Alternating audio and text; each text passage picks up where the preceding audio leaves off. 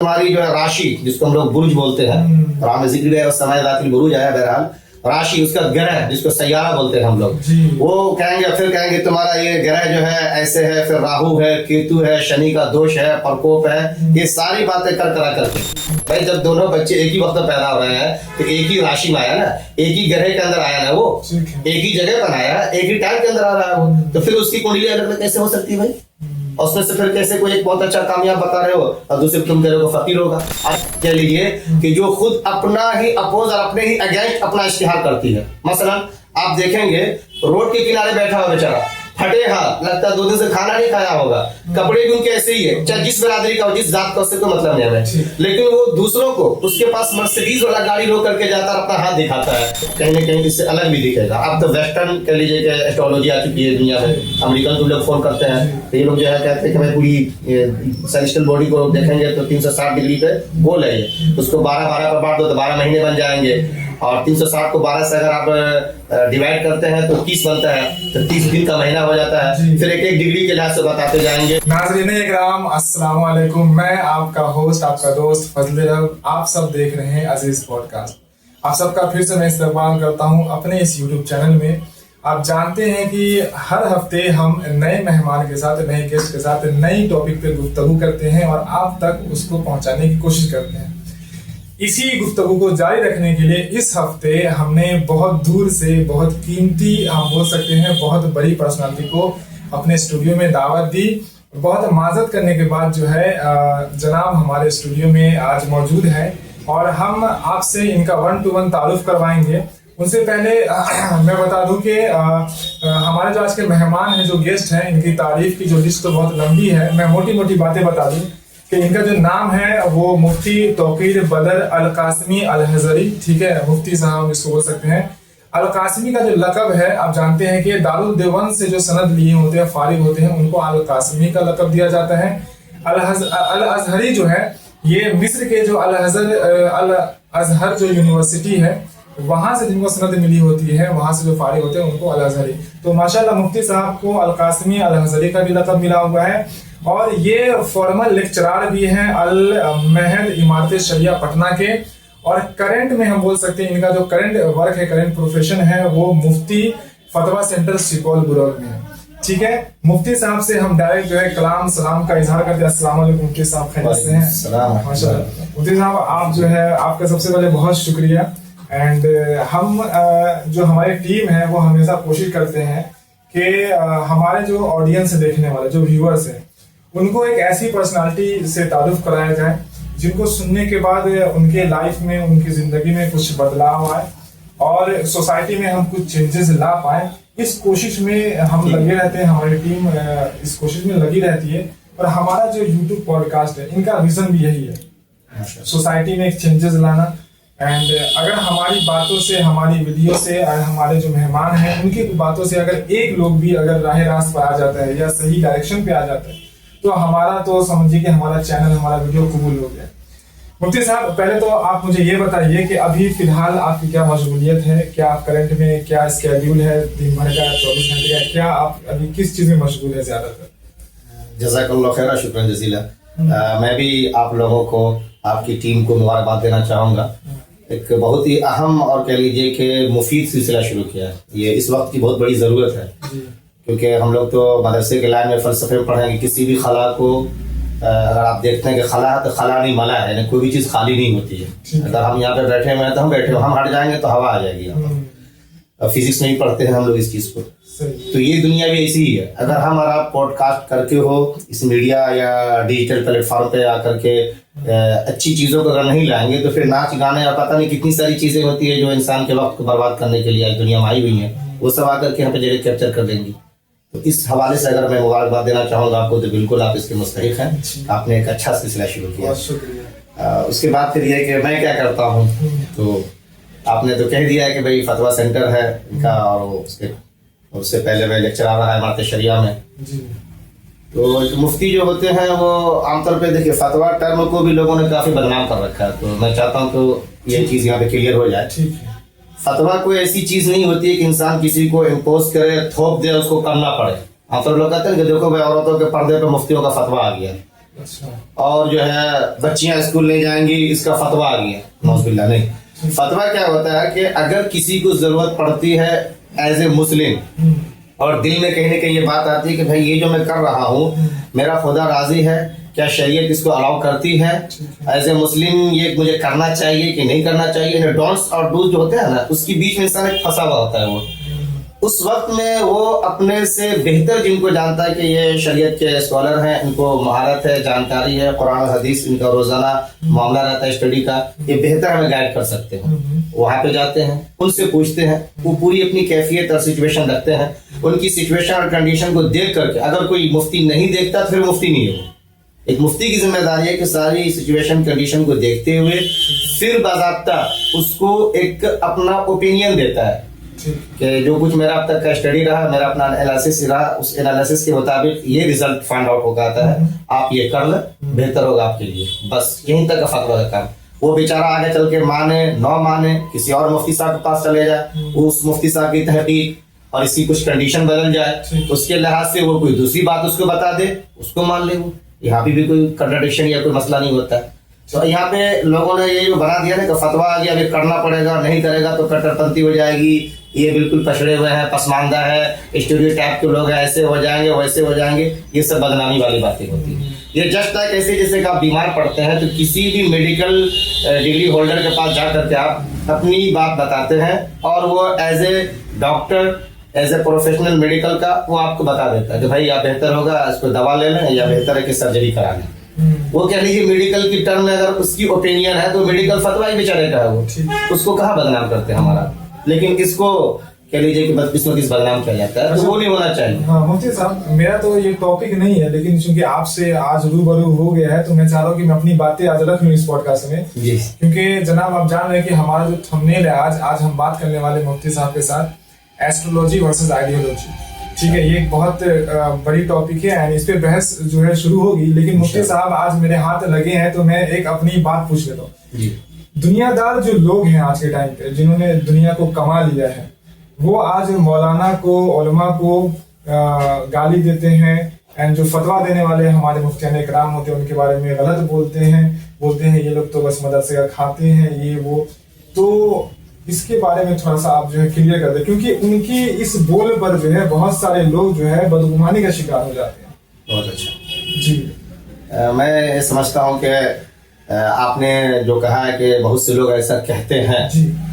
और किनको कहते हैं तो मुफ्ती साहब को कहते हैं, आलिम को कहते हैं। तो मैं एज ए मुफ्ती अगर सिर्फ दिफा करूंगा तो आपके व्यूअर्स को लगेगा यार ये तो मुफ्ती साहब है, ये नेचुरली बात है कि तो उसको कट ऑफ कर देगा। ये भी कहते हैं कि ये तो इस्लाम के ठेकेदार बैठे हुए हैं। हाँ, ठेकेदार से कहते हैं। अब मैं बता दूं आपको, मैं कुछ पब्लिक की तरफ से और कुछ उलमा बिरादरी की तरफ से दोनों की बात रखते हैं। शॉर्ट में आंसर चाहेंगे हमारा जो टॉपिक। जी जी जी। देखिए, ये जो ठेकेदार कहते हैं गलत कहते हैं। ठेकेदार वो होता है जो मनमानी करता है बजाबता।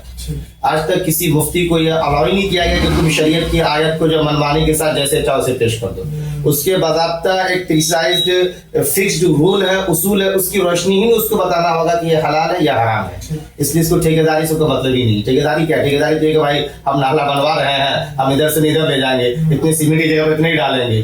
तो वो बात को यहाँ पे कह लीजिए अप्लाई करना बिल्कुल जहालत वाली बात है। कि गाली की बात के उलमा लोग जो है क्या बताया आपने कि क्या मदरसे का खाते हैं, मदरसे का खाते हैं जी।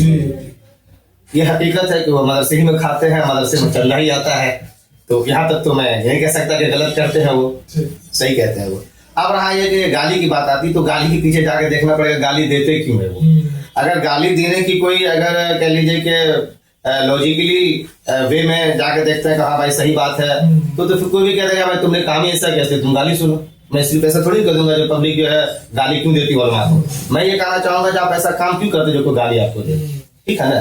एक नेचुरल बात बता रहा हूँ मैं आपको। उसके अलावा अगर कोई दुश्मनी में ऐसा कहता है तो उलमा मदरसे का खाते हैं और सिर्फ मदरसे के खाने की बुनियाद पे कहते हैं कि चंदे के खाते हैं तब गाली दिया जाए इनको, तो फिर तो मैं समझता हूँ उलमा से कहीं ज्यादा नेता लोग गाली के मुस्तहिक हो जाएंगे। क्योंकि उलमा की जगह पे अगर आप नेता को रख दीजिए तो नेता कौन सा अपना कमा के खाते हैं। फर्क इतना कि उलमा को चंदा दिया जाता है सदका ज़कात की शक्ल में, वहाँ पे चंदे दिए जाते हैं डोनेशन और कह लीजिए कि टैक्स की शक्ल में। पब्लिक के टैक्स को ही गैदर करके इकट्ठा करके फिर इनको प्रोटोकॉल दिया जाता है, बॉडीगार्ड है, गाड़ियां हैं और ये है वो, बहुत सारी सहूलियतें इनको दी जाती है।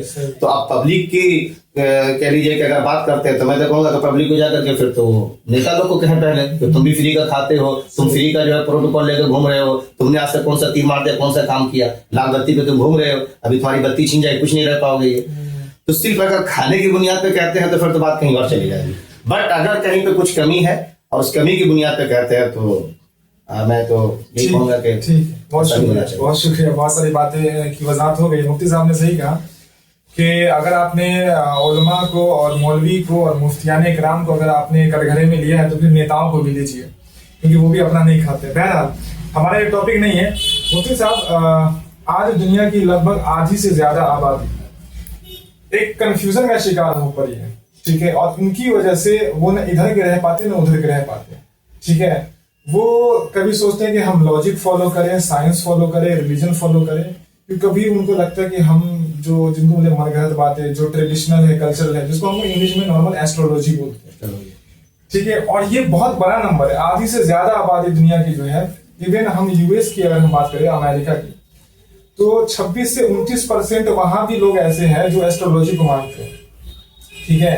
और किस्मत के, जिसको हम किस्मत बोलते हैं, ठीक है, हमारा जो हम बोलते हैं कि आगे की हमारी किस्मत ये होगी, लिखी होगी, बहुत सारी चीजें, तो अपनी जिंदगी को किस्मत के भरोसे रख कर और 2-3 चीजें के भरोसे छोड़ देते हैं। इनके बारे में थोड़ा सा आप बताएं। देखिए, इस्लामिक पॉइंट ऑफ व्यू से अगर देखेंगे, क्योंकि मैं एज ए इस्लामिक स्कॉलर यहाँ पे बैठा हूँ, तो ये क्लैरिफिकेशन जरूरी है कि इस्लाम में एक होता है एस्ट्रोनॉमी, जिसको बोलते हैं इल्म हैयत, ठीक है ना, और एक होता है एस्ट्रोलॉजी, उसको बोलते हैं इल्म नुजूम। इल्म नुजूम वो होता है जिसकी बात आप कर रहे हैं कि इसमें इंसान को अपने भविष्यवाणी, मुस्तकबिल की बातें, गैब की बातें, ये कर लो वो हो जाएगा, तुम्हारे ऊपर ये है, और बहुत सारी बातें आती हैं, जिसमें अगर वैदिक एस्ट्रोलॉजी के ऊपर आप जाएंगे, जिसको लोग पढ़ते हैं, पढ़ाते हैं, सैकड़ों वीडियोज इसके ऊपर पड़े हुए हैं आज की डेट में। और मैं अगर ये बात कह रहा हूँ तो अल्हम्दुलिल्लाह मैं कह सकता हूँ कि मैंने मुताला किया इसका। और एक वक्त ऐसा था कि जब लॉकडाउन में खाली बैठे हुए थे तो स्टॉक मार्केट, इल्म हैयत, इल्म नुजूम, उसके बाद इल्मुल आदाद, इल्म रमल, इल्म जफर, सबको पढ़ना शुरू किया। लैपटॉप पे आप मेरी सारी किताबें देख सकते हैं। ये तो जितना मुताला किया उसकी रोशनी में कह रहा हूँ मैं। तो इल्म नुजूम जो है ये थोड़ा सा बदनाम हुआ। बदनाम किस माने कर हुआ कि लोगों ने वाकईतन इसको कमाई का धंधा बना लिया। लॉजिक से बिल्कुल परे बात चली जाती है इसके अंदर जो है। हम तफसील में आगे आएंगे, अगर आपके सवाल आएंगे तो बस मैं इशारा कर देता हूं मैं कि इसमें यूं कह लीजिए आप कि इंसान को फेयर यानी डर दिखाया जाता है, खौफ जिसको हम लोग कहते हैं ना। इसी के साथ साथ स्पेकुलेशन करके कुछ मफरूजात को तय करके उनको मुस्तकबिल की उम्मीदें दिखाई जाती हैं। उम्मीद और डर यह ऐसा धंधा है जो कोई भी कहीं भी कर सकता है। अब चाहे वो जिसके ऊपर इसको अप्लाई कर लीजिए। डॉक्टर भी चाहे किसी को तो उम्मीद दिला सकता है कि भाई तुम बांझ हो, अब तुमको बिल्कुल ये ले लो हमारी दवाई, औलाद तुम्हारी होगी बिल्कुल 2 महीने में होगी। वो बेचारा कुछ भी उठा के खा लेगा उसके हाथ से, या उसको डरा दे अब तो तुम खत्म हो रहे हो, जल्दी से आ जाओ, CT स्कैन है, MRI है, फला फला कर दो। ये इसी धंधे को आप ताबीज गंडे वाले पर लगा दीजिए, वो भी कर सकता हो, मौलाना हो चाहे कोई भी हो, या पंडित हो, कोई भी हो। ऐसे ही एस्ट्रोलॉजर के ऊपर भी आप इसको अप्लाई कर सकते हैं। वो बस ये कहेंगे कि हाँ तुम्हारी जो है राशि, जिसको हम लोग बुर्ज बोलते हैं, राम जिक्र है समय रात्रि बुरुज आया, बहरहाल राशि उसका ग्रह जिसको सैयारा बोलते हैं हम लोग, वो कहेंगे, फिर कहेंगे तुम्हारा ये ग्रह जो है ऐसे है, फिर राहु है, केतु है, शनि का दोष है, प्रकोप है, ये सारी बातें कर करा करके, या हम उर्दू में कह लीजिए, कह दे कोई मौलवी साहब किसी को कि तुम्हारे सितारे तो गर्दिश में है, तुम्हारे जो है बुर्ज ताले नहीं है, तुम नहस में जा रहे हो, साथ तुम्हारा हट चुका है। इस तरह की बातें अगर कोई फेर या उम्मीद पे जाके करता है तो बिल्कुल गलत है और इस्लाम ने सख्ती से मना किया है। अगर कोई ऐसे लोग के पास जाता है उसकी 40 दिन की नमाज कबूल नहीं होगी। हदीस में बताता तो मन आता अर्राफन फसअल, अगर कोई ऐसे भविष्यवाणी करने वाले के पास जाए और उससे कुछ पूछे और बताने के बाद उसको कह लीजिए कि माने ना माने अलग बात है। हदीस में इतना आता है कि लम तुकबल लहू सलातुन 40 लैला, 40 दिन की नमाजें गई, कंडम होगी उसकी। और कोई अगर मुसलमान ऐसे मुस्लिम अगर कह लीजिए इसको कमाई का धंधा बना रखा है तो उसकी पूरी कमाई खबीस और हराम हो सकता है। खबीस के लफ्ज़ है, हराम का इस्तेमाल कर सकते हैं अपने लिए। तो इसलिए अगर कोई एस्ट्रोलॉजर बन करके और फेयर को या कह लीजिए कि आदमी को गलत खौफ से अपना मुरीद बना करके हो या अपना जो है शागिर्द या शिष्य बना करके हो, उसको अपने तरफ से मैनिपुलेट करके अगर उसके जेब को लूट रहा है तो इनका गलत कर रहा है। आप कहेंगे अगर आप बोल रहे हैं इसका मतलब क्या, इसका दूसरा पहलू भी हो सकता है। हाँ, दूसरा पहलू है।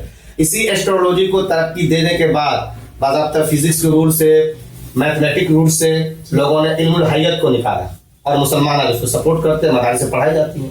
इल्मुल हैयत जिसको एस्ट्रोनॉमी बोलते हैं, वो हम लोगों ने फरोग दिया। उसको क्यों दिया? इसलिए कि हमारा किबला डायरेक्शन नमाज के लिए जरूरी है, कितनी डिग्री पे क्या है नहीं हमारा, वो आपको जाकर के इल्मुल हैयत से निकल करके आएगा। इसी के साथ साथ टाइम प्रेयर, नमाज के जो औकात हमारे, सूरज डूब चुका है या अभी नहीं निकला है या डूबा है, जवाल हुआ कि नहीं हुआ, ये सारी चीज आपको इल्मुल हैयत से जाकर तय होती है। इल्म तक़वीम, कैलेंडर जो मदाब शायर करते हैं पूरा अपना अपना, 29 का महीना होगा कि 30 का महीना होगा, रमजान का चांद दिखेगा कब दिखेगा, ये सारी चीजें भी हम एस्ट्रोनॉमी से ही तय करते हैं पूरा।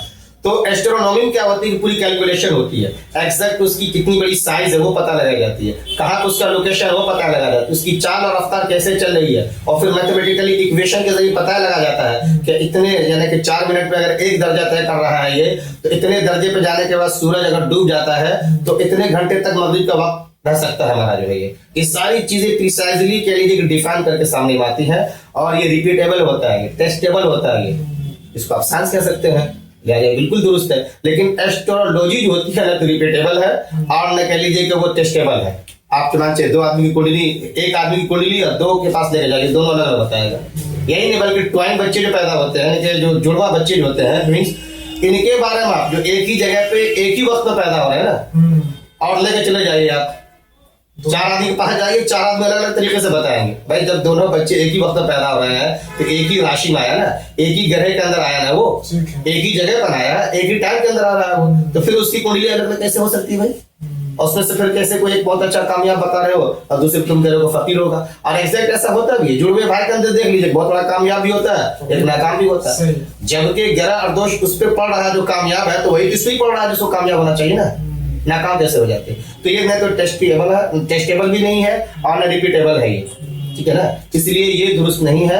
यहाँ पे सिर्फ और सिर्फ गोरा धंधा होता है, फेयर दिखाया जाता है, गलत हॉप्स दिए जाते हैं और उस फेयर और हॉप्स के बीच में लोग को फंसा करके अपना काम किया जाता है। इस्लाम उसे सपोर्ट हमारे यहाँ तो ऐसा बहुत सारी कंपनी खुल गई एस्ट्रोलॉजी के ऊपर, जो प्रॉपर मंथली सब्सक्रिप्शन भी लेती है और उसमें ये बताते हैं कि आपको जॉब क्यों नहीं लग रहा है, आपकी शादी क्यों नहीं हो रही है, आप अभी तक अकेले क्यों हैं, आप उदास क्यों हैं, इसके लिए सब्सक्रिप्शन लीजिए और आपको एस्ट्रोलॉजी से पता चलेगा कि आपके ऊपर कौन कौन से प्रॉब्लम आ चुके हैं। अच्छा ठीक है, तो साइंस तो इसको रिजेक्ट करती है, आप जैसे कि बता रहे हैं। जी जी ठीक है। अब मैं एक चीज आप बता दूं यहाँ पर आपने कहा कि ये होरोस्कोप जो कहते हैं ना जायचा जी, आप तो सब्सक्रिप्शन की बात करते हैं, पुराने जमाने का अखबार उठा के देख लेंगे तो उसमें बाज़ाब्ता आपके अखबार के पेज खास मिलेंगे। आप अगर आपका कह लीजिए ग्रह अगर शनि है तो फला दिन है, आज नहीं निकलना है, लाल कपड़े नहीं पहनना है, इतनी काली हरी मिर्च डाल देनी है आपको रास्ते में, ये सारी चीजें बहुत पहले से होती चली आ रही है। और बदकिस्मती से मैं मुसलमान की बात कर रहा हूँ यहाँ पे, लेकिन हमारे जो नन मुस्लिम भाई हैं इनके यहाँ भी पढ़े लिखे लोग, आप आर्यभट्ट को उठा के देख लीजिए, 5वीं सदी का बंदा है वो सीधे ही कह रहा है कि भाई ये चांद या सूरज जो ग्रहण होता है इसमें राहु केतु का कोई खेल है ही नहीं, ये बाज़ाब्ता जब सूरज ये जो है अपने अंदाज से अपने चक्र पे है और जमीन उसके दायरे में घूम रही है, उसका चक्र लगा रही है, जमीन के साथ साथ चांद घूम रहा है। अब अगर सूरज और चांद के बीच में जमीन आ जाए तो आपको चांद ग्रहण हो जाएगा, और अगर सूरज और जमीन के बीच में चांद आ जाए तो सूरज ग्रहण हो जाएगा। पूरा उसने मैथमेटिकली उसको प्रूव करके दिखाया था, कहा था राहु केतु कोई खेल ही नहीं है। अब मना किया तो उस वक्त में अल-बैरूनी किताब पढ़ लीजिए, उन्होंने लिखा है उस वक्त में। तो मुझे एक से एक विद्वान संस्कृत के अंदर नजर आते हैं, बेहतरीन इनके अंदर कह लीजिए कि ज्योतिषी का भी अमल है, लेकिन पता नहीं क्यों कि सब कुछ जानते हुए भी और इसको फिर वो बता नहीं पाते पब्लिक को 2 2 4 की तरह से। जैसे साइंस कहीं भी जाएंगे 2 2 4 ही होगा, 3 या 5 तो नहीं होगा, लेकिन वो अफसोस करता है कि भाई इन बंदों में देखता हूँ एक से एक आला ज़हीन लोग हैं और पता नहीं कैसे एक तरफ वो मैथ को मानते हैं, साइंस को मानते हैं, और फिर इन सब होरोस्कोप के ऊपर भी या जायचे के ऊपर भी या राशि के अंदर या इसी तरीके से कह लीजिए कि आप ग्रह के अंदर फंसे हुए दिखाई देते हैं। ये तो अच्छा खैर आपका आर्यभट्ट जाने दीजिए, बहुत पहले की बात है। आपने पंडित दयानंद सरस्वती का नाम सुना होगा, उस बेचारे का नाम यही है, उसने लिखा, बस आप तक पढ़ी उनकी किताब ढूंढ करके गूगल कर लीजिए कि ये जितने भी जायचे का या कुंडली का या बर्थ चार्ट जिसको हम बोलते हैं अंग्रेजी में खेल होता है, ये सरासर फ्रॉड है और लूट मार का एक बाजार है, उस बंदे ने लिखा है। और अभी हाल ही में एक साल इंतकाल के गालिबन 2016 या 17 में उनका नाम था वैजंत नीलारकर, ये पुणे के थे, बहुत बड़े साइंटिस्ट गुजरे हैं ये। इन्होंने बिग बैंग थ्योरी को भी चैलेंज किया था कि ये सिद्ध नहीं हो पाता है बहरहाल। वो बंदा खुदा भी खुद ये कहता था कि समझ में नहीं आता कि जो चीज इतनी डिफाइनली हो चुकी है उसको लोग आज भी कैसे ढो रहे हैं। आपने साइंस में खुद पढ़ा होगा ना, पहले एक जमाने में सूरज के जमीन को मरकज माना जाता था, सेंटर, और कहते थे सब इसके इर्द गिर्द चक्कर लगा रहे। आज क्या पढ़ाते किताब आप स्कूल में?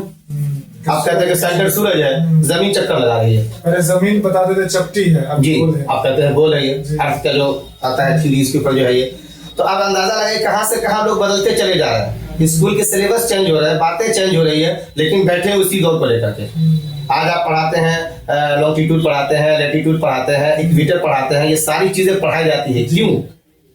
इसके पढ़ने के बाद भी अगर कोई समझता है कि नहीं फला ग्रह का दोष है, ये वो है, तो जैसा कि आपने कहा कि बाज़ाब्ता सब्सक्रिप्शन की बात करते हैं, मैं समझता हूँ कि हमाकत वाली बात है ये। कोई अपने ही जेब को खोल कर रखे कि भाई यहाँ लूट के ले जा मेरा, तब तो यही हो सकता है ना। और फिर ये भी देख लीजिए, कमाल की बात है ये, यही एक ऐसी तंत्र विद्या है या कह लीजिए कि जो खुद अपना ही अपोज और अपने ही अगेंस्ट अपना इश्तिहार करती है। मसलन आप देखेंगे रोड के किनारे बैठा हुआ बेचारा, फटे हाथ, लगता है 2 दिन से खाना नहीं खाया होगा, कपड़े भी उनके ऐसे ही है, चाहे जिस बिरादरी का हो, जिस जात का, उससे कोई मतलब नहीं है, लेकिन वो दूसरों को उसके पास मर्सिडीज वाला गाड़ी रोक करके जाता है, अपना हाथ दिखाता है और कहता है कि तुम्हारा घर है, दोष में है, तुम ये करो, 7 मंगल ये करो, 7 ये करो, तो तुम्हारे पास करोड़ रुपए आ जाएंगे। अरे भाई, जब उसको तू 7 करोड़ रुपया दिला सकता है, करोड़ रुपया दिला सकता है 7 मंगल करा करके, तो सबसे पहले अपने करोड़पति बन जाना। खुद की रोड के पास बैठा हुआ, गोया कि वो खुद रोड के पास बैठ के बता रहा है कि भाई मैं जो कुछ दे रहा हूँ फेक है, फॉल्स है, फ्रॉड है ये। अगर तुझे दे सकता है तो मैं खुद करोड़पति में बन जाता, मैं रोडपति बन के बैठा रहता है यहाँ पर। तो यही एक ऐसी तंत्र विद्या है जहां पे देखेंगे सरासर कंट्राडिक्शन दिखाई देगा, फिर भी लोग लगे हुए हैं। मैं कह रहा हूँ ना कि स्कूल में पढ़ाया जा रहा है सब कुछ, एक मीटर है, लॉन्गिट्यूड है, लैटिट्यूड है, जमीन कहाँ पे है, और कह लीजिए सूरज का। अच्छा एक चीज और बता दूं मैं आपको यहीं बोल करके, ये सब कब लेते कहते उसका प्रभाव पड़ता है, जिसको हम लोग इफेक्ट बोलते हैं, असर बोलते हैं। और बड़े पढ़े लिखे इसमें ऐसे मिल जाएंगे जो कहते हैं भाई ग्रेविटेशनल फोर्स को तो आप मानते हो ना, या इस थ्योरी को भी इनकार कर दोगे, बहुत अच्छी बात। आप उसी फिजिक्स में जाकर इसको दोबारा फिर से पढ़िए, आप रिवाइंड करके जरा सा, कि किस चीज का असर कब कितना पड़ता है। ये रूल है फिजिक्स का कि जो चीज जितना करीब होती है उसका असर और प्रभाव ज्यादा पड़ता है। तो जिस टाइम बच्चा, आजकल तो मोस्टली बच्चे हॉस्पिटल पैदा होते हैं, तो जिस टाइम बच्चा पैदा हो रहा है उस टाइम तो उसके पास कौन खड़ा होता है? डॉक्टर खड़ा होता है, जो बीबीएस से एमडी होता है, और भी पता नहीं कैसे कैसे बड़े बड़े विद्वान और ज़हीन लोग होते हैं, नर्सें होती हैं। तो वो जितना करीब, सबसे ज्यादा असर तो उस डॉक्टर का पड़ना चाहिए, और उस बच्चे को डॉक्टर बनना चाहिए, ना ये कि बम्बई और दिल्ली में जाकर के वो पत्थर तोड़े बेचारा वो जो है। ये क्या हो रहा है? जब अगर प्रभाव पड़ने की बात है, यहाँ तक कि उसकी माँ अगर बैठी उसके हाथ में मोबाइल हो, तो फिजिक्स कहती है कि मोबाइल का असर ज्यादा उस बच्चे पर पड़ेगा, उसकी ग्रेविटेशनल फोर्स ज्यादा पड़ेगी बच्चे के ऊपर, बजाय से कोई और ग्रह को जो इतने करोड़ों दूर, अरब दूर है, लाइट ऑफ स्पीड बताते हैं कि अगर उसके ट्रेवल करेंगे, करोड़ों साल चलेंगे तब जाकर हम कहीं पहुंचेंगे। इतनी दूर वाली चीज को तो कहता है कि उसका प्रभाव पड़ रहा है। और जो बेचारा करीब डॉक्टर खड़ा हुआ है, माँ बैठी हुई है, उसके मोबाइल है, जैसे विद्वान लोग हैं, नर्सें हैं, उसका प्रभाव नहीं पड़ रहा है। अब इससे अंदाजा लगाए किस तरह से बेवकूफ बनाया जाता है। कि सरासर मैं समझता हूँ कि जैसे कि उनके लोगों ने भी, पंडित दयानंद सरस्वती हो जाए, आर्यभट्ट हो जाए, या वैजयंत कह लीजिए कि निराकर हो, या और भी जो लोग हैं, ये सब फ्रॉड है। सर रामानुजन भी मैथमेटिक्स कहा जाता है, वो तो इन सारी चीजों के अगेंस्ट थे। बिल्कुल बिल्कुल थे वो, बिल्कुल थे वो। ठीक। तो पढ़े लिखे लोगों को मैं नहीं समझता हूँ कि इस तरफ जाना चाहिए, या अगर अब तक गए हैं या जा रहे हैं तो उनको चाहिए थोड़ा अपना लॉजिक भी लगाए वो, एक मतलब फिर से अपनी फिजिक्स थ्योरी को देखें, अपनी इक्वेशंस को पढ़ करके देखें, और सामने वाले को होलिये पे भी निगाह लगाए वो, कि भाई ये बंदा अगर मुझे रास्ता बता के करोड़पति बन सकता है। अच्छा पत्थर उत्तर बेचते हैं लोग, ये नीलम का पत्थर है, या फिरोजा है, और फला है, और चिला है, भाई सारे पत्थर निकल के आते अफ्रीका से, और सबसे ज्यादा भूखमरी और बेरोजगारी, आप कह लीजिए गरीबी, अफ्रीका के अंदर है वो। ऑलरेडी वहां पत्थर का खदान है, सबसे पहले तो उसके प्रभाव पड़ने चाहिए, और उसका रिफ्लेक्शन इंसान पर पड़ना चाहिए, वो लोग होते करोड़। इस वाले उंगली में पहनी तो ये फायदा है, इस वाली उंगली में पहनी तो ये फायदा है। वही कह रहा हूँ ना, वहां से कट कटा करके फिर तराश के उंगली में डाला है डायरेक्टली, जहाँ पे इसका खाना है, जहाँ पे पूरे के लिए पहाड़ है, वहां के लोग को तो पहले ही ना वहां पे अमीर या अरबपति होने चाहिए ना। आप लॉजिक समझ रहे कुछ इसका? सही। तो ये तो खुद बता रही है बात कि भाई ये सब गलत है, ये पूरा का पूरा एक फॉल्स होप का या फेयर का धंधा चल रहा है। मुफ्ती साहब आपने बड़ी अच्छी बात कही है। हमारे यहाँ जो टोटके होते हैं, जैसे दरवाजे पर नींबू या मिर्चाई टांग देते हैं, या नजर उतारने का टोटका होता है, कोई बाहर से आया तो लाल मिर्च जलाकर उसके धुएं से नजर वगैरह उतारा जाता है, ये बहुत पुराना है, ये हमारे यहाँ चला आ रहा है, ये कोई आज की चीज नहीं, और अभी खत्म भी नहीं हुई है। इसके बारे में थोड़ा सा बताइए, क्योंकि इन खवातीन जो है हमारे यहाँ, इनके ज्यादातर शिकार वही है, नजर उतारने का टोटका है, ये सारी चीजें। मुसलमान को तो सब चीजों से बच के रहना चाहिए, ठीक है ना। अब देखिए यहाँ पे एक चीज नजर बद की बात आती है, या हसद या जिसको सहर बोलते हैं, मैजिक, जादू जो है वो चीजें हैं। तो ये तो है जादू लोग करते हैं, और उसको मैं फिर जाऊंगा तो फिर इंशाल्लाह कभी नेक्स्ट एपिसोड में देखेंगे हम जो कैसे होता है ये। जब आप क्वांटम फिजिक्स लेवल पे जाकर पढ़ेंगे किसी चीज को, स्ट्रिंग थ्योरी पे जब जाएंगे आप, जो टेस्ला का जो है, तो वहां बस हमारा मैजिक है क्या चीज, कुरान ने फिर इसको जो कहा है वो कैसे होता है। तो नजर बद और ये जादू अपनी जगह पे है। उसका सबसे अच्छा इलाज आका अलैहिस्सलाम के ऊपर जो 2 सूरह नाजिल हुई थी, कुल औज़ु बिरब्बिल फलक, कुल औज़ु बिरब्बिन नास। मैं चाहूंगा कि रमजान के सेशन में आप लोग जो है कुरान का दर्स का भी सिलसिला जारी करें। इन 2 सूरह पे जो है कह लीजिए कि पहले ही आप बात कर लें तो अच्छा रहेगा। ये इसके अंदर कैसे कैसे शर से बचने के लिए कह लीजिए कि वो प्रोटेक्शन डोम एक तरह से होता है जो अल्लाह ताला ने बना के दे दिया आपको। अगर जो वाकई इसको फॉलो करेगा तो उसे टकरा करके दोबारा रिवर्स उसी पे चला जाएगा जो अगर कोई जादू कर रहा है, इसका कुछ नहीं बिगाड़ पाएगा। आप उसके इनर कोर को तोड़ कर चला गया तब जादू कर देगा उसको वो, ये अलग चीज है। ये बाकी रहा कि नींबू का, मिर्च का लटकाना, इससे अगर कोई जादू सोचता है कि काट देंगे हम या नजरे बद तोड़ देंगे या लाल मिर्च वगैरह जो देते हैं ये इससे कुछ हो जाएगा, तो इसका ताल्लुक मैं बता दूं किससे। दरअसल पुराने जमाने में होता ये था कि जब लोग दूर से आते थे तो कहते थे भाई पता नहीं कहाँ कि धूल मिट्टी इसके अंदर चला गया होगा। और धूल मिट्टी किससे जाए, कान से तो जाएगा नहीं, इंसान सांस लेता है तो सांस के जरिए वो चीजें चली जाती हैं। तो वो लाल मिर्च बाज़ाब्ता इसलिए उसकी धुनी कान नाक में डलवाते थे कि छींक उक आएगी तो जो अंदर के सब बाहर निकल जाएगा। ये दरअसल एक किस्म का कह लीजिए वो घरेलू इलाज था, उसको लोगों ने टोटका बना दिया। बाकी रहा कि नींबू और मिर्च और ये वो लटकाना, ये सारी की सारी चीजें पैसे को बर्बाद करना, बेकार करना, इससे कुछ फायदा नहीं होने वाला आपको। क्योंकि जो आपको जादू करता है काफी मेहनत से कर रहा होता है जादू, उसकी काट के लिए आपको भी इतनी मेहनत करनी पड़ेगी। ये सिर्फ एक लौंग या मिर्च लटका दें, नींबू लटका दें, उससे काम बन जाता है। लॉजिकली सही नहीं है। नहीं, ये लॉजिकली सही नहीं है, ये पैसे की बर्बाद। ठीक है मुफ्ती साहब, एक बर्नम इफेक्ट जो एक चीज है, ठीक है, साइकोलॉजी में है। हाँ, बर्नम इफेक्ट। तो इसमें क्या करते हैं जो एस्ट्रोलॉजर होते हैं, जो भविष्यवाणी बताते हैं, वो एक ऐसा स्टेटमेंट बताएंगे आपके बारे में कि वो हर इंसान पे फिट हो सकता है।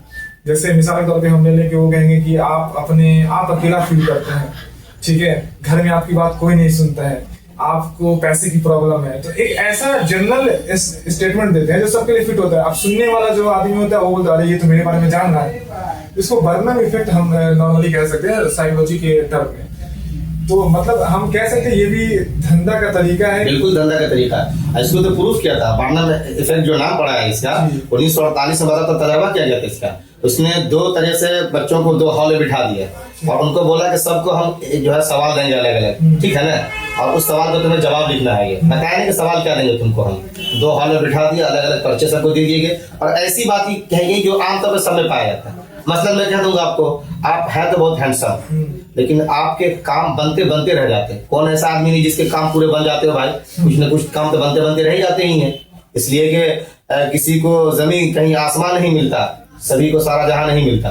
तो यहाँ पे क्या होता है कि सब कुछ आप चाहेंगे मिल जाए, कहाँ सोने वाला है, कुछ ना कुछ रह जाएगा। जब रह जाएगा तो सामने वाला हिट कर देगा, हाँ भाई बाबा सही बात कह रहे हैं, कैसा नहीं होता। तो उसने जो बच्चे को वो पर्चे दिए थे उसमें यही सब कुछ था कि तुम लोग पढ़ने बच्चे हो लेकिन कहीं कि तुमसे सुस्ती हो जाती है। जाहिर सी बात है भाई, बच्चा पढ़ने के लिए तो स्कूल आता है लेकिन सुस्ती होती है, इसके जल्दी आना भी नहीं चाहता है स्कूल घर से। और सबने जो उस पर मार्क किए थे ऑब्जेक्टिवली, वो कह लीजिए 0.526 करके सबका नंबर एक जैसा होकर के आया था वहां पे। इसी से पता चला कि कुछ ऐसे सवालात होते हैं जो सबके साथ मुश्तरक होते हैं, इन लोगों ने वहीं से उठा लिया। तो बात ऐसी फेंको वो कहीं ना कहीं अपने ऊपर अप्लाई कर ले, तो इसीलिए उसका धंधा चलता है जो बिल्कुल गलत है, कहीं से भी नहीं। और लोग जो है एस्ट्रोलॉजी के चक्कर में फंसकर जो लोग मेहनत से भी मुझे लगता है कि दूर हो जाते हैं। क्योंकि किसी चीज को पाने के लिए आपको मेहनत करनी पड़ेगी। आप एस्ट्रोलॉजर के पास जाइएगा, वो बोलेंगे कि आपकी तो कुंडली में नहीं है, आपकी तो किस्मत में नहीं, आपके भविष्य में नहीं है, और वो बेचारा मेहनत भी नहीं करने से रहा। जी, मैंने शुरू में जो आपसे कहा ना कि एस्ट्रोनॉमी है, एस्ट्रोलॉजी है। एस्ट्रोलॉजी में यही सब होता है, किसी भी चीज को टेस्ट करके नहीं बता सकते। मसलन अगर किसी की शादी होगी अच्छी जगह तो क्या कहेंगे, हाँ तुम्हारा वीनस बहुत स्ट्रॉन्ग था, ठीक है। और किसी की शादी अगर नहीं हुई उसी वीनस को कहेंगे फिर वो वीनस तुम्हारा वीक था।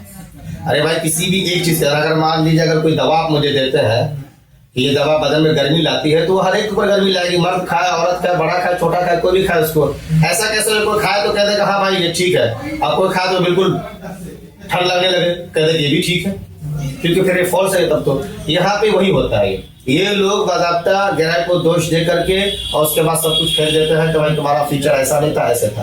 और मैं समझता हूँ कि सरकार को भी चाहिए इस पे एक्शन लेकर इन सब चीजों को बंद करवाए। क्यों?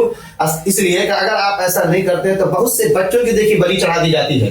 जब पकड़ा जाता है पुलिस उसके स्टेटमेंट लेती तो कहती है मुझे फला बाबा ने कहा था कि तुम इतनी बड़ी बलि दोगे, कुर्बानी दोगे तो तुम्हारा ये काम हो जाएगा। वो सब के सब फिर उसको रख देते हैं कि भाई हमारा तो गहरा ऐसा था, राशि ऐसी थी इसलिए मैंने ऐसा किया है। कल बच्चा पढ़ना छोड़ देगा, कह देगा मुझे तकदीरी भी नहीं पढ़ना, लेकिन मेरी कुंडली भी नहीं है। और जिस कंट्री की आधी आबादी एस्ट्रोलॉजी में फंसी हो वो कहाँ से साइंस और देश के डेवलपमेंट और एजुकेशन को मानेगा, उसको फॉलो बिल्कुल नहीं मानेगा सर, बिल्कुल नहीं। आप मैंने कहा ना तो आप देख लें जो जो भी यहाँ पे जाते हैं, किसी को हाथ दिखाने जाते हैं या अपना ग्रह दशा दिखाने जाते हैं, चाहे कुछ भी करने जाते हैं, आप उनका जरा सा बैकग्राउंड खंगालें तो कितने मजबूत है वो। आज भी इन सब चक्करों में पड़ने वाले वही लोग होते हैं बेचारे जो इकोनॉमिकली वीक होते हैं, मेंटली भी वीक होते हैं, किसी न किसी तरीके से फिजिकली वीक होते हैं। जब इतने सारे वीक होंगे तो कहाँ से कोई वो मुआशरा तरक्की करेगा जिस मुआशरे में होंगे, या मुल्क तरक्की करेगा जिस मुल्क में होंगे? बिल्कुल नहीं हो सकता। इसलिए इसको रोक लगनी चाहिए। जितनी भी गलत धंधे हैं, फॉल्स धंधे हैं, उसके ऊपर रोक लगनी चाहिए। तो मतलब जितनी भी चीजें जैसे हमने बोल दी कि जैसे अंगूठी हो जाती है या कोई यंत्र मंत्र होता है या जो अगरबत्ती हम जलाते हैं किसी मकसद के तहत, या जो भी जेम स्टोन होता है जो हम लोग गले में टांगते हैं या उंगली में पहनते हैं, ये सब हमारी किस्मत नहीं बदल सकती। बिल्कुल नहीं बदल सकती। हम मुसलमान हैं, हमारे हदीस में आका अलैहिस्सलाम के सामने एक सहाबी आते हैं, वो लोहे की अंगूठी पहन करके होते हैं, आपने निकाल के फेंक दिया, सख्त गुस्सा हो गया। बाद साहबी ने कहा भी कि खुद वंतफ़िअ, तो उठा लो, नफा बेच बाच के तुम नफा उठा सकते हो, कोई दिक्कत नहीं है। तो लेकिन आका ने फेंक दिया तो फेंक दिया, अब मैं नहीं लेने वाला उसको जो है। तो ये तो हमारे प्रैक्टिकल हमारे नबी ने करके दिखा दिया कि ये सारी चीजें तुम्हारी तकदीर बदलने वाली नहीं है। तकदीर बदलेगी क्या चीज? तुम्हारी मेहनत। एक साहबी आते हैं, कहते हैं या रसूलल्लाह मैं मजबूर हूँ या कह लीजिए कि मुहताज हूँ, जरूरत है मुझे पैसे की। आपने क्या किया था? आपने बुलवाया, बोले घर में क्या तुम्हारे प्याला है, कंबल है, बोला लेकर के आओ। और फिर उसके आपने नीलामी करके प्याले को बिकवा दिया, कंबल का रखो, जरूरत होगी इसकी तुमको। और फिर आपने उसकी कुल्हाड़ी खरीद के दी, अपने हाथ से दस्ता लगाया और कहा जाओ जंगल में लकड़ी काट करके लाओ। और कुछ ही दिन के बाद उनकी बड़ी अच्छी हालत होगी, माशाल्लाह मजबूत हो गए, वो कारोबार का रास्ता आपने दिखाया। आपने प्रैक्टिकली कर करके ये दिखाया है, रोग भी आपने प्रैक्टिकली करके लगाया है। ये चीज नहीं करनी, तुमको ये चीजें करनी है। तो इस्लाम तो कम से कम इन सब चीजों को सपोर्ट बिल्कुल नहीं करता। इस्लाम कहता है कि मेहनत करो, इल्म हासिल करो, और साइंस जो तुम्हारी जो तजर्बे के जरिए, तुम्हारे ऑब्जर्वेशन के बाद, तुम्हारी मुशाहदात के बाद जो सामने आती है, जो रिपीटेबल हो, टेस्टेबल हो, उसको तुम अपना, उस पर तुम आ जाओ। ठीक है। आपने 3-4 बार अभी हमारी गुफ्तगू में आपने ग्रह का जो है तस्करा किया है, ये कंसेप्ट कहाँ से आया? मतलब सबसे पहले क्या ये हमारे देश से शुरू हुई है ये चीजें, ये कहाँ से आया? हाँ, ये वैदिक एस्ट्रोलॉजर जो हुआ करते थे, जो हमारे कह लीजिए किसी हिंदुस्तान के अंदर, और बताया जाता है कि काफी कदीम है, कदीम से बड़ा 5000-6000 साल पुराने चले जाए तब भी उनकी तारीख मिल जाएंगे आपको। जो है ये वहीं से इन लोगों ने लिया है। ग्रह है या राशि है, ग्रह क्या कहते हैं हम लोग जिसको बोलते हैं सैयारे, सैयारे कहते हैं जो मुंह में वो चलते हो, जैसे आपका जो है सैटर्न हो गया या नेपच्यून हो गया, मार्स हो गया या मरकरी हो गई, जिसको हम लोग उतारित बोला करते हैं, जुहल मुश्तरी अरबी नाम है इसका। ये सारी चीजें घूम रही होती, चल रही होती है, तो उन लोगों ने उनका नाम ग्रह रखा। राशि कहते हैं जिसको लोग बुर्ज कहते बताते हैं। बुर्ज क्या है? वो जो आप पढ़ेंगे हमल से लेकर के खुद तक, जो दल्व है, जदी है, सरतान है, ये सारे नाम उसमें आते हैं जब पढ़ेंगे आप। तो ये भी कोई फिक्स जगह नहीं है, बल्कि कुछ सितारों का गुच्छा रात में जब देखेंगे ना छत पे जाकर के आपको, तो चंद सितारे इकट्ठे हो गए हैं, कहीं पे 300 है, कहीं पे कुछ है, कहीं पे कुछ है, बताते हैं ये लोग। अब तो खैर उस तरह के टेलीस्कोप आ गए तो लोग देख पा रहे हैं। तो उनकी सेटिंग कुछ ऐसी है कि दूर से देखने पे किसी की शक्ल मछली की बन गई तो उसका नाम रख दिया कुरान में आया है। इसी तरीके से कहीं पे वो बैल की शक्ल बन गई है, जो देखने में लगता है दूर से बैल जैसे है, उसका नाम रख दिया टॉरस बोलते हैं, इंग्लिश में उसको कॉन्स्टेलेशन बोलते हैं। कॉन्स्टेलेशन बोलते हैं ठीक है। तो वो जो चीजें दूर दूर से, क्योंकि पहले जमाने में क्या नेचुरल से लोग नेचुरल होते थे, नेचर से करीब होते थे, जंगलात है, पहाड़ है, आसमान साफ सुथरा दिखता था। अब तो गाड़ियां इतनी आ गई है, धुएं इतने निकलते हैं कि आसमान साफ नहीं दिखेंगे आपको। एक बड़ा मसला है ये। तो उस वक्त में वो लोग बहुत ही मौका मिलता था तहकीक करने का, तो देखते रहते थे वो किस तरफ कहाँ पे क्या नहीं है, तो वहां से उनका एक नाम देते चले गए वो लोग। फिर उनके जो शिष्य या शागिर्द है उन लोगों ने डायरी में लिखा, फिर वहां से उन्होंने आगे बढ़ाया। तो ग्रह कहते हैं जो चलता दिखाई दे आपको, ठीक है ना। तो ग्रह का नाम रख दिया जो नेपच्यून और सैटर्न वगैरह हो गए। और राशि जो है वो जो फिक्स मानते थे, वो कहीं चेंज होते दिखते नहीं थे इनके, जो है जो सेलेस्टियल बॉडी आप कह रहे हैं, तो वहां से राशि का नाम ले लिया इन लोगों ने। ये लेकिन हिंदुस्तान का ही दिया हुआ है। अरबिक के इल्म नुजूम या इल्म हैयत के जाएंगे आप तो बहुत सी ऐसी चीजें मिलेंगी जिससे कहीं ना कहीं इससे अलग भी दिखेगा। अब तो वेस्टर्न कह लीजिए कि एस्ट्रोलॉजी आ चुकी है दुनिया में। अमेरिकन को लोग फोन करते हैं तो ये लोग जो है कहते हैं कि भाई पूरी सेलेस्टियल बॉडी को देखेंगे तो 360 डिग्री पे गोल है ये, उसको 12-12 पर बांट दो तो 12 महीने बन जाएंगे, और 360 को 12 से अगर आप डिवाइड करते हैं तो 30 बनता है, तो 30 दिन का महीना हो जाता है। फिर एक एक डिग्री के लिहाज से बताते जाएंगे कि किसका कौन बुर्ज का जो है कौन सा सैयारा हाकिम, जैसे बुर्ज बना पेला उसका कोई हाकिम होनी चाहिए, उस लिहाज से फिर किसमें क्या खासियत बताई जाती है फिर बता देंगे। कोई अप्रैल में पैदा हुआ तो गुस्से मिजाज का होगा, मई में हुआ तो ऐसा होगा। तो जाहिर सी बात है गर्मी का जमाना होता है वो कोई भी उसमें गुस्सा हो सकता है, इससे कौन सी बड़ी बात हो गई है। तो ऐसा कुछ नहीं है। और वो गुस्से के मिजाज को हमारे हदीस में रोजा रख कर तोड़ भी सकते हो आप। आपको अगर ठंडी के महीना पैदा होता है मिजाज में उसकी नरमी तो ही सकती है, क्योंकि इतना तो असर हम मानते ही है भाई, किस चीज की गर्मी है, किस चीज की सर्दी है, किसकी क्या तासीर है। व्हाट्सएप पे मैसेज आता है, फोटो आती है और उसमें महीने का नाम रहता है, आप कौन से महीने में पैदा हुए तो इसके हिसाब से आपके बारे में उसमें लिखी हुई बातें। पहले कहता हूँ उसके पास जाने की जरूरत नहीं, आप ऐसे ही पता लगा लो ना। आप मार्च में पैदा हुए हो, मार्च से लेके जितने महीने होता है क्या है कि एक मीटर है और हमारी जो ये जमीन हरकत करते, अच्छा कमाल देख लीजिए, मैं यही बता दूंगा आपको। रात में किताब फिर से देख रहा था उसको, पूरी फिजिक्स और कह लीजिए कि हमारी इल्म हकीकत एस्ट्रोनॉमी जो है आज अपडेट होकर के आगे, जिसमें बताया जा रहा है कि सन सेंटर है और जमीन वगैरह सब मूव कर रही है उसके ग्राउंड जो है ग्राउंड में।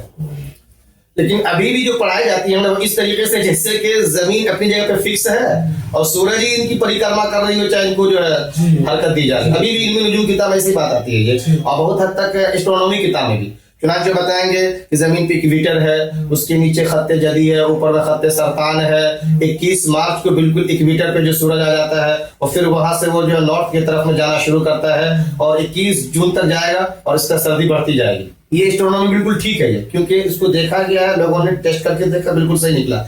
फिर वहां से वो 21 जून के बाद वापस फिर ऐसे चल करके, ठीक है ना, फिर डॉन की तरफ आएंगे और वो साउथ की तरफ आना शुरू कर देते हैं वो, और आते आते सितंबर 22 को जो है वो फिर इक्वेटर पर आ जाएंगे और वहां से फिर नीचे झुकना शुरू करेंगे और वो जनूब की तरफ चलते चले जाएंगे, जिसको साउथ बोलते हैं, और वहां से सख्त सर्दी या ठंडी पड़नी शुरू हो जाती है। और फिर आते आते फिर उठना शुरू करते हैं खत्ते जदी क्रॉस करके, फिर इक्वेटर पर आएंगे बाज़ाब्ता ये, और फिर वो नॉर्थ की तरफ चलना शुरू कर देंगे। इस तरीके से घूम घूम करके बाज़ाब्ता जो है पढ़ाया जाता है कि सूरज जमीन की चक्कर काट रही है। अभी भी यही पढ़ाया जाता है, जबकि नहीं होता यह है कि हमको दिखने में ऐसा लगता है क्योंकि हम जमीन से बैठे हुए हैं, वरना जमीन दरअसल में सूरज के अराउंड ऐसे चक्कर काटती है, कभी साउथ की तरफ कभी नॉर्थ की तरफ, और उस लिहाज से सर्दी गर्मी बनती है।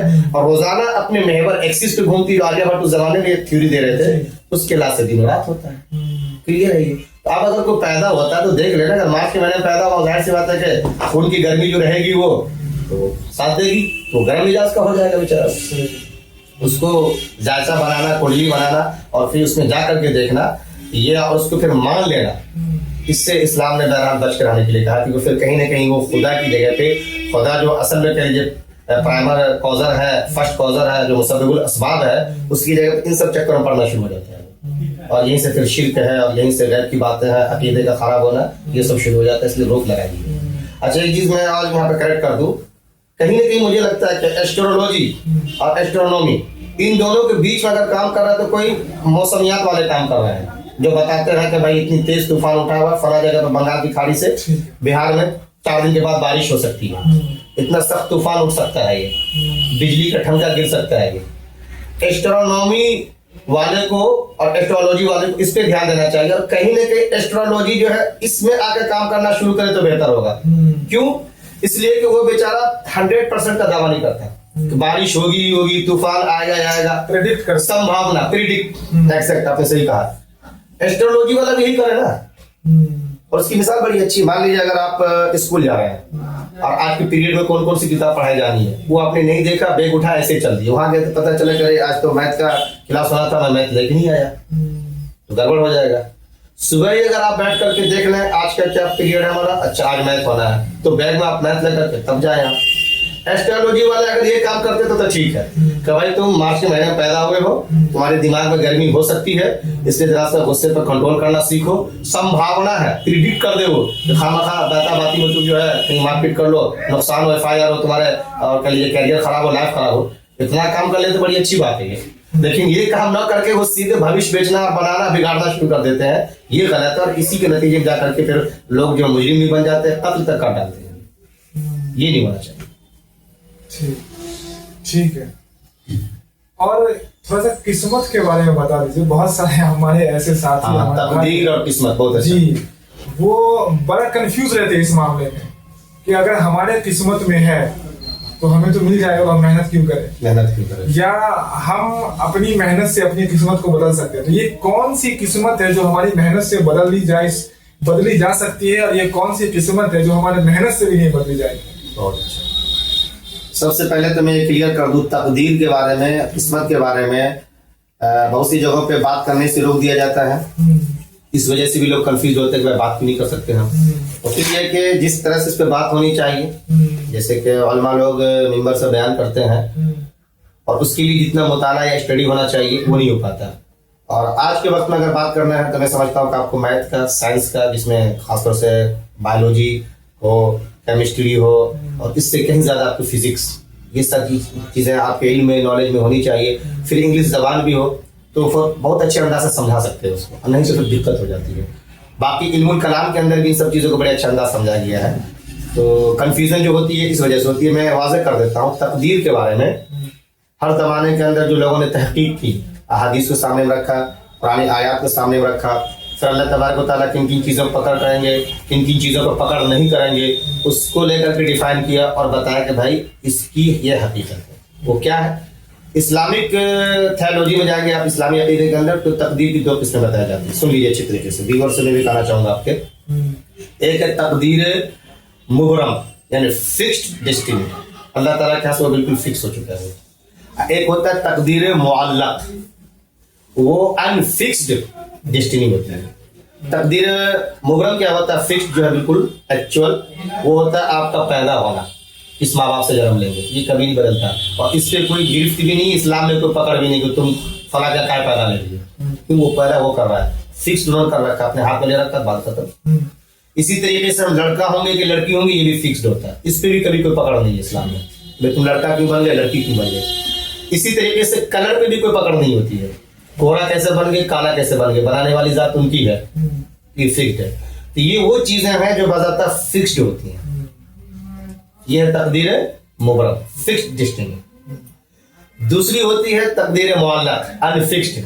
वो गोया के घड़ी के पेंडुलम में जैसे कभी इधर कभी इधर, कभी इधर कभी इधर, इधर का फोर्स लगा तो इधर हो गया, इधर का फोर्स लगा तो इधर हो गया। ये इस्लाम भी कहता है कि बाज़ाब्ता ये तुम्हें अल्लाह ताला ने जो कुव्वत इख्तियार दी है, विल पावर जिसको हम बोलते हैं, फ्री विल जिसको हम बोलते हैं, उसके लिहाज से तुम तय करते हो और उसी लिहाज से तुम्हारी गिरफ्तार पकड़ होगी। ये फिक्स्ड नहीं होता। अल्लामा इकबाल का जो शेर है बहुत मशहूर, और बाद लोगों ने कहा कि इकबाल तकदीर को किसी और अंदाज से डिफाइन करते थे, आप उनको भी पढ़ें कभी जा करके, कि खुदी को कर बोला इतना क्या, तकदीर से पहले खुदा बंदा से खुद पूछे बता तेरी रजा क्या है।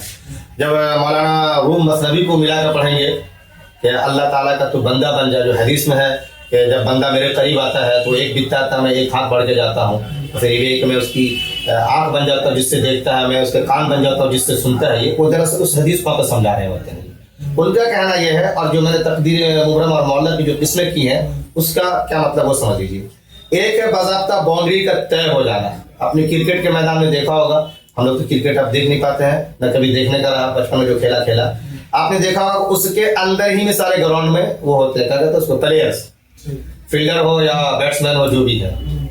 उसके बाहर अगर जाके कैच लेगा तो शायद वो कैच माना जाता है, नहीं माना जाता, नहीं बाहर जाके नहीं होता, ठीक है। तो जिस तरीके से बाउंड्री तय होती है ना, ये हो गई आपकी तकदीर फिक्स्ड मुबरम। इस बीच में आपको कैसे बैटिंग करनी है, कैसे बॉलिंग करनी है, कैसे फील्डिंग करनी है, ये हो गई मुअल्लक। अब आप अपने टैलेंट के लिहाज से, अपने वक्त के लिहाज से, अपनी फ्री विल के लिहाज से, अपनी मेहनत के लिहाज से, चाहो तो विनर बन जाओ, चाहो तो लूजर बन जाओ, पकड़ इस पे होगी। और इसको अल्लाह ताला ने फिक्स नहीं रखा है।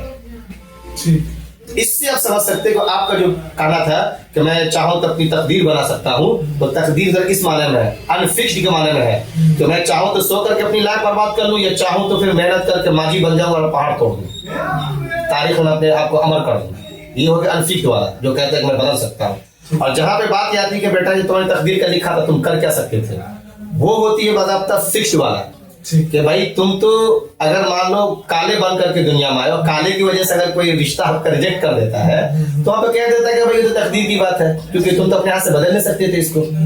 या मान लीजिए किसी का जवानी में ही डेथ ऊपर से तय हो चुका था, डेथ हो गया, तो माँ बाप को समझाते हैं तकदीर का लिखा था, हम आप कुछ नहीं कर सकते थे। जो चीजें फिक्स होती है उसके बारे में कहा जाता है हम आप कुछ नहीं कर सकते, और उसके बारे में कोई पूछ गछ भी नहीं है, इसलिए उस पर बहस भी करना बेकार है।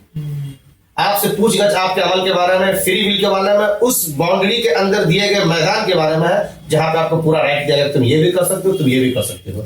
इस पे हमें बहस करनी चाहिए, इस पे नौजवानों को हमें समझाना चाहिए और अपनी मुस्लिम कौम को भी कॉन्शियस करना चाहिए, जागरूक करना चाहिए कि हम इसमें पूरे तौर से फ्री विल है, आजाद है। हम यहाँ पे ठोकर खा रहे हैं, तालीम हम नहीं हासिल करेंगे और फिर कहेंगे भाई कि हमें लोन नहीं मिलता, लोन मिलता तो सूद वाला मिलता है।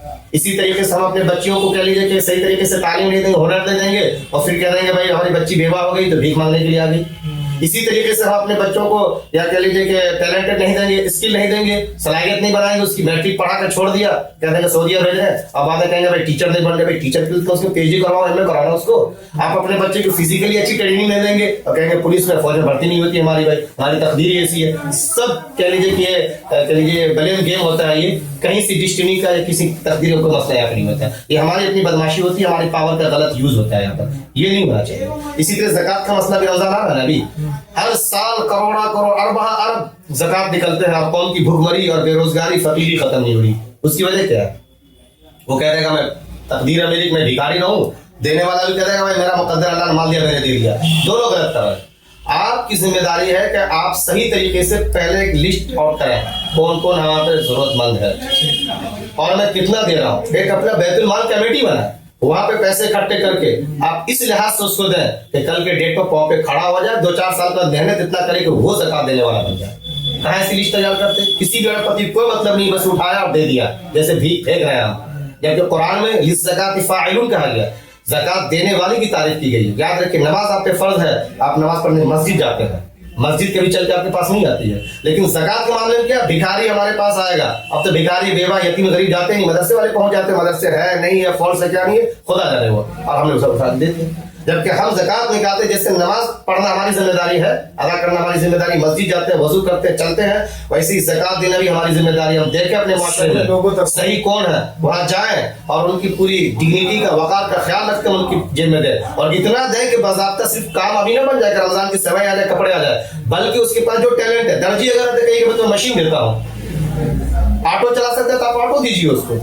अगर खातून है, खातून घर के अंदर कुछ कर सकती है, पर्दे के लिहाज से अगर बैठ कर कंप्यूटर को डिजाइन करके कर सकती है तो आप उस तरह की कंपनी को उसको ऑर्डर दिलवाए और खरीद के लिए आप उसको कंप्यूटर ला दें, ताकि कुछ दिनों के बाद या कुछ सालों के बाद वहां पे खड़ी हो सके वो और माशरे को फिर वो देने वाली बन जाए। इस्लाम ने ये कहा था और ऐसा दौर आया भी, देखा भी दुनिया ने, ज़कात देने वाले लेकर के निकले, देने के लिए लेने वाला कोई नहीं।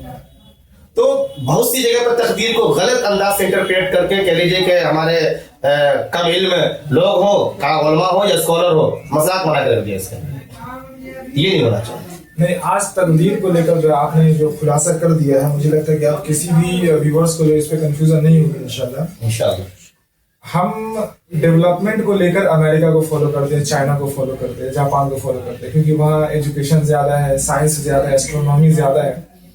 अमेरिका के अंदर और यूरोप के अंदर अभी भी 20 से 25% ऐसे लोग हैं जो ज़ोडिएक साइन जो होता है उनको मानते हैं, जो कि एस्ट्रोलॉजी से ही कहीं ना कहीं जाकर जुड़ जाती है। बिल्कुल बिल्कुल ठीक है, तो इनके बारे में थोड़ा सा बताइए कि ज़ोडिएक साइन क्या है, लोग इनको वहां पे क्यों मानते हैं और इतना दीवानापन हमने देखा है ज़ोडिएक साइन को लेकर कि वो चीज हिंदुस्तान में भी आ रहा है वो चीज धीरे धीरे।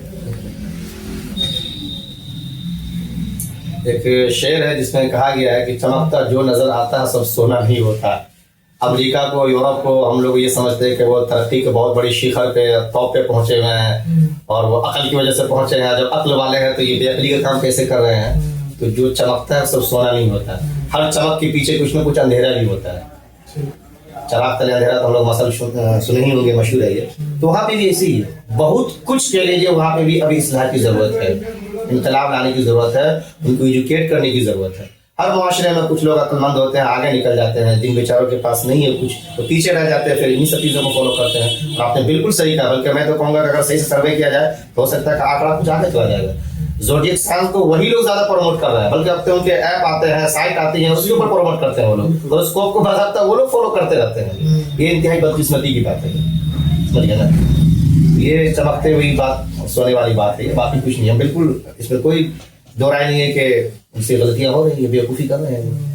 और आपने जो दूसरी वाली किस्मत के बारे में आपने वजाहत की, तो मैं बता दूं कि ये वही दूसरी किस्मत है जिनको आपको अपनी मेहनत से बनाना है, अपने एजुकेशन से बनाना है, अपने अकल से बनाना है और इसको ठीक करना है, न कि एस्ट्रोलॉजी से ठीक होगा। बिल्कुल बिल्कुल नहीं ठीक होगा, एस्ट्रोलॉजी से बिल्कुल नहीं, बल्कि आप उसमें और जाके बर्बाद हो जाएंगे वो।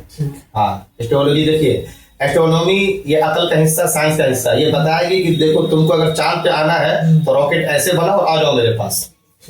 लेकिन एस्ट्रोलॉजी ये बताएगी तुमको कि चांद पर देखकर तुम कहीं नहीं जा सकते हो, जो कुछ तुम्हारे जेब में अगर उसको ही बर्बाद करना है तो मेरे पास आओ, तो भिखारी बन जाओ। ये सिखा देगा आपको एस्ट्रोलॉजी। तो आप देख, आखिरी मैसेज आप व्यूअर्स को क्या देंगे कि वो एस्ट्रोलॉजी से बचे रहे, चाहे वो हमारे मुआशरे में हो या कोई भी मुआशरे में? एक आखिरी मैसेज।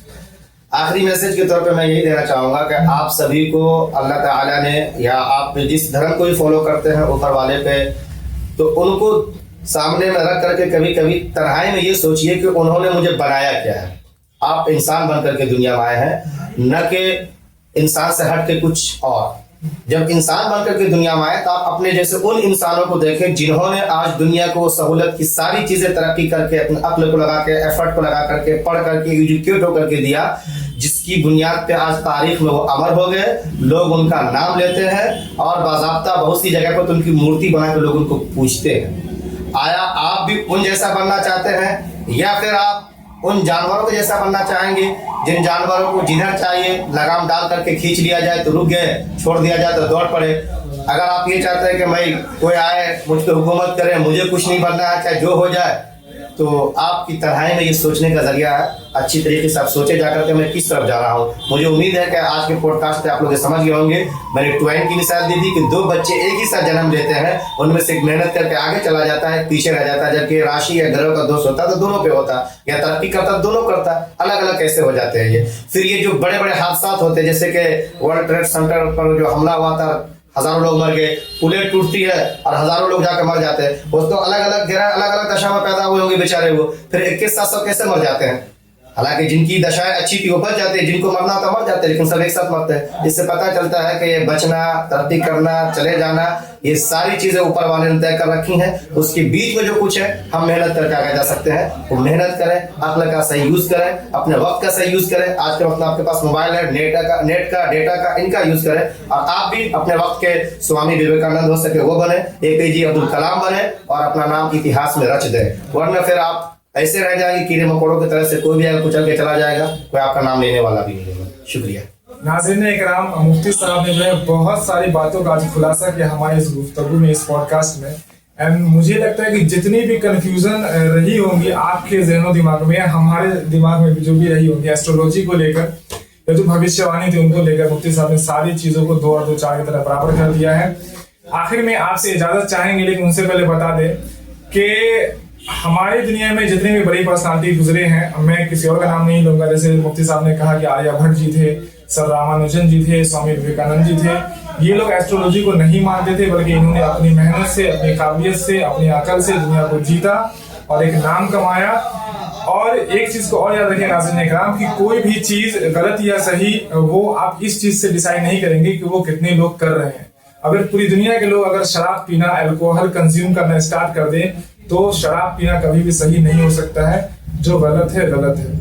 आपसे इजाजत चाहेंगे, मिलेंगे अगले हफ्ते अगली वीडियो के साथ, अगले मेहमान के साथ। तब तक के लिए इजाजत दीजिए। आपका होस्ट, आपका दोस्त फजले रब। अस्सलाम वालेकुम।